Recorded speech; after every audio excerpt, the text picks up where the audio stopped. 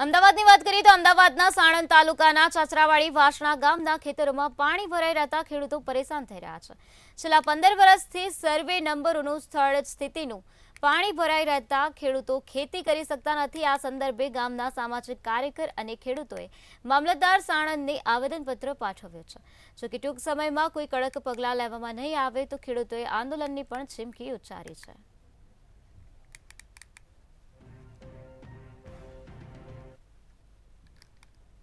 આજરોજ સાણંદ મામલતદાર સાહેબને તથા ડેપ્યુટી કલેક્ટર શ્રી સાણંદને આવેદનપત્ર આપી અને ચાચરાવાડી વાસણાના જે સર્વે નંબરોની અંદર હાલ પણ ખેતરોમાં પાણી ભરાઈ રહેલું છે એનું પંચનામું કરવા માટેનું એક આવેદનપત્ર આપવામાં આવ્યું।